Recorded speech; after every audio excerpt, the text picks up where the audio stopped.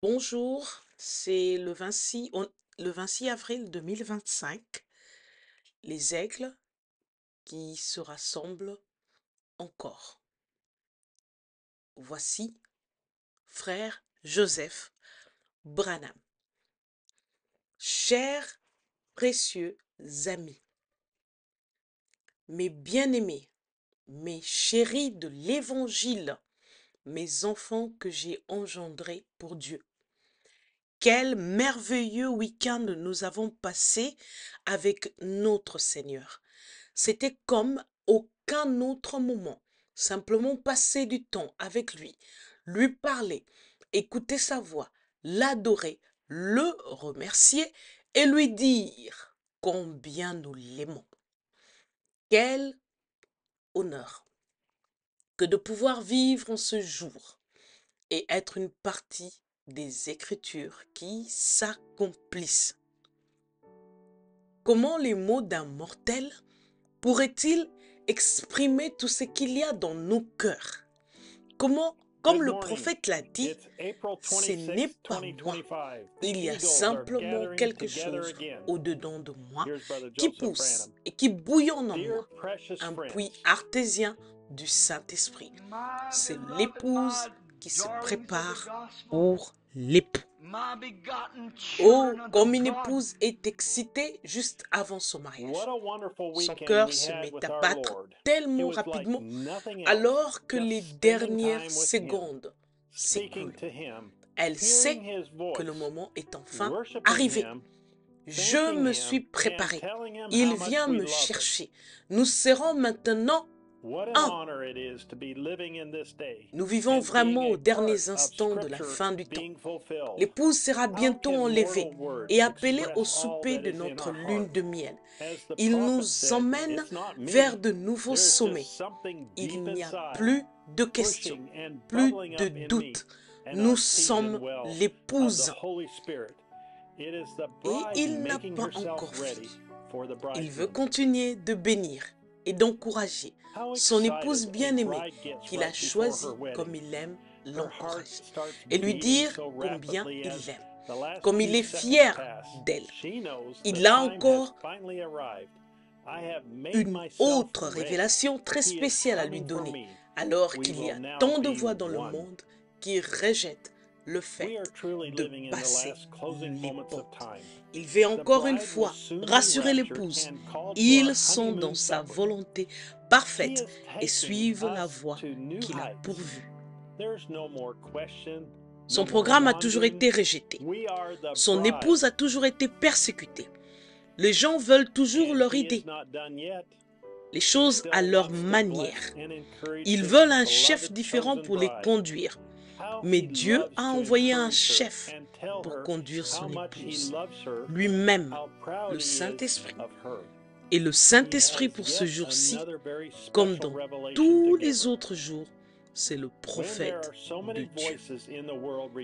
Ils ont toujours voulu que des hommes les conduisent. Au jour de Samuel, Dieu a dit qu'il le rejetait. Lui, en ne voulant pas être conduit par Samuel. Cela semblait étrange puisque Samuel était lui aussi un homme. Mais la différence, c'était que Samuel était l'homme que Dieu avait choisi pour les conduire. Ce n'était pas Samuel, c'était Dieu qui utilisait Samuel. Il était la voix et l'homme que Dieu avait choisi pour les conduire. Mais il désirait d'autres voix. Saoul savait que les gens craignaient Samuel. Alors, il devait déclarer Saül et Samuel. Il devait utiliser la peur pour pousser les gens à le suivre. Oui, il était appelé. Oui, il avait été oint par Samuel pour être le roi. Mais Dieu avait toujours une voix qu'il avait pourvue et le prophète qu'il avait choisi pour les conduire, même pour conduire Saül. Dieu parlait à son prophète et disait à Saül ce qu'il devait faire. Quand Saül a décidé que lui aussi, il était oint et qu'il ne voulait plus écouter seulement le prophète, Dieu lui a enlevé son royaume. Et donc, quand ils ont fait ça, qu'ils ont subi cette grande défaite, Saül a coupé 2 grands bœufs en morceaux et il en a envoyé à tout le peuple. Et je voudrais vous faire remarquer ceci. Quand Saül a envoyé ces morceaux de bœuf à travers tout Israël, il a dit: quiconque ne marchera pas à la suite de Samuel et de Saül, qu'il, ce bœuf, soit comme ceci. Voyez-vous l'imposture qu'il a voulu donner l'impression qu'il marchait avec l'homme de Dieu? Ce n'était vraiment pas chrétien. La crainte que les gens éprouvaient, c'était à cause de Samuel. Mais Saül les a tous fait marcher à sa suite parce que les gens craignaient Samuel, qu'il marche à la suite de Samuel et de Saül. Un jour, Saül était tellement troublé, il ne parvenait pas à obtenir une réponse de Dieu. Il ne trouvait aucun réconfort, il voulait des réponses. Il savait où il devait aller pour obtenir la réponse qu'il voulait. Il n'y avait qu'un seul endroit, le prophète de Dieu, Samuel. Il était décédé, mais il était toujours la voix de Dieu, même au paradis. Notre Père voulait que son épouse sache qui il avait choisi pour conduire son épouse en ce dernier jour. Alors il a emmené son puissant ange au-delà du rideau de temps pour une fois de plus nous réconforter, nous encourager et nous dire que nous sommes dans la volonté parfaite qu'il a pourvue. Écoutez très attentivement tout ce que le prophète dit. Bon, je ne voudrais pas que vous répétiez ceci. Ce que je dis, c'est à mon Église ou à mes brebis dont je suis le pasteur. Avant de nous dire quoi que ce soit, il veut premièrement que nous sachions que ce qu'il dit, c'est seulement pour nous, son Église, ses brebis, ceux dont il est le pasteur. Donc, si vous êtes incapable de dire « Frère Branham est mon pasteur », je l'ai déjà dit, mais il est tout simplement inutile de continuer à lire. Ceci n'est pas pour vous. En plus, il ne voulait pas que nous le répétions à personne, sauf à ceux qui croient et qui disent « Frère Branham est mon pasteur ». C'est notre réponse. Juste là, à la question pour laquelle nous sommes tant critiqués quand nous disons « Frère Branham est notre pasteur ». Ça, ce sont ces gens qui écoutent les bandes. Ils ont raison. Il l'est. Et nous sommes ces gens. S'il vous plaît, ne vous fâchez pas contre moi. Je ne dis pas ces choses pour contrarier qui que ce soit.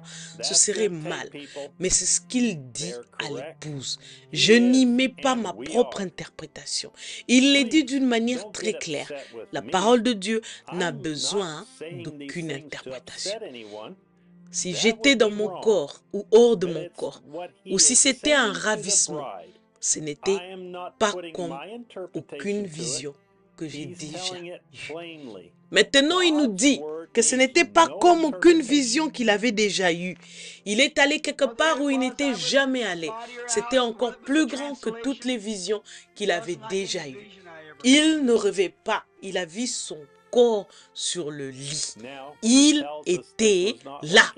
L'épouse de Jésus-Christ. Laissez cela pénétrer bien profondément. C'était l'épouse de Jésus-Christ de l'autre côté, au temps présent, qui a accouru vers lui en criant. Elle l'étreignait et lui sautait au cou en disant « Oh, notre précieux frère !» Il était là, il pouvait le sentir, il pouvait les entendre, il lui parlait, il s'est arrêté et il a regardé. Il était jeune. Il s'est retourné pour regarder son vieux corps étendu là, ses mains derrière la tête. Bon, nous avons établi qu'il était là et que c'était l'épouse de Jésus-Christ qu'il voyait.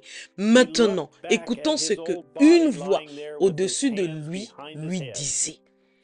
Et alors, cette voix qui parlait au-dessus de moi a dit, Tu sais, il est écrit dans la Bible que les prophètes étaient recueillis auprès de leur.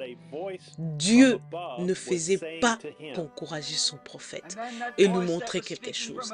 Il y avait quelque chose d'encore plus grand dans cela. Il allait revenir et nous dire, non seulement où nous nous en allons et comment ce sera, mais nous dire aussi que nous sommes dans sa volonté parfaite en appuyant sur lecture et que c'est comme ça qu'on parviendra à l'endroit où se trouve l'épouse. Frère Branham a dit qu'il avait tellement envie de voir Jésus, mais ils lui ont dit, il est juste un peu plus haut, là, dans cette direction. Ils ont dit, un jour, il viendra à toi. Ils lui ont ensuite dit qui il était. Tu as été envoyé comme chef. Alors Dieu viendra. Et quand il viendra, d'abord il te jugera selon ce que tu leur as enseigné. S'ils entrent ou pas, on dépendra. Nous entrerons selon ce que tu auras enseigné. Qui a été envoyé comme chef? Nous allons être jugés selon ce que qui nous aura enseigné. Nous entrerons au ciel selon ce que qui aura enseigné. Quelqu'un pourrait dire, j'enseigne à mes fidèles exactement ce que frère Branham a dit. Amen. C'est ce que vous devriez faire. Et je crois que certains le font. Mais n'en faites pas, frère Branham et moi. Continuons à lire, car il veut s'assurer que nous comprenons plus clairement. Et ces gens-là se sont écriés, ils ont dit, nous le savons, et nous savons qu'un jour, nous retournerons sur terre avec toi. Ils ont dit, Jésus viendra, et tu seras jugé selon la parole que tu nous as prêchée. Nous serons jugés par la parole qu'il nous a prêchée. Ainsi, le jugement vient de ce que la voix de Dieu a dit sur les bandes. Comment quelqu'un peut-il dire que la voix sur les bandes n'est pas la voix la plus importante qu'on puisse écouter? Après, si tu es accepté à ce moment-là, et tu le seras. Êtes-vous prêts? Ceci va enfoncer le clou quant à ce que... Ceci va enfoncer le clou quant à ce qu'est la volonté parfaite du Seigneur pour l'épouse de Jésus-Christ. L'épouse dit au prophète ce qu'il fera. Personne d'autre. Un groupe, un autre pasteur, le prophète de Dieu, William Marion Branham. Après, tu nous présenteras à lui comme les trophées de ton ministère. Qui nous présentera au Seigneur Jésus? Les jours de n'écouter que le prophète sont terminés. Frère Branham n'a jamais dit de passer les bandes. L'épouse s'écrie et dit que si vous voulez être l'épouse, vous ferez mieux d'appuyer sur lecture. Toujours pas convaincu? Eh bien, il y en a même plus. Ils ont dit, tu nous conduiras vers lui et tous ensemble, nous retournerons sur terre pour y vivre pour toujours. Qui nous conduira vers lui? Qui conduit l'épouse? L'épouse lui dit qu'il conduira l'épouse vers lui. Puis nous retournerons sur terre pour y vivre pour toujours. S'il y a la moindre révélation en vous, si vous professez croire ce message, je prie que Dieu vous révèle que vous devez donner à sa voix, aux bandes, la première place. Pasteur, ramenez le prophète derrière votre chair.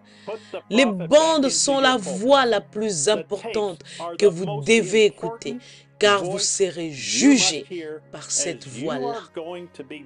Selon la parole, quand nous écoutons la voix de Dieu sur les bandes, nous sommes dans la volonté parfaite qu'il a pourvue pour notre jour. Si Dieu a ouvert vos yeux, à la véritable révélation de sa parole. Je vous invite à vous joindre à nous dimanche à midi, heure de Jeffersonville, alors que nous écouterons le roi Régété prêcher le 15 mai 1960 au matin. Frère Joseph Branham. Jusqu'à la prochaine fois, que Dieu vous bénisse et shalom.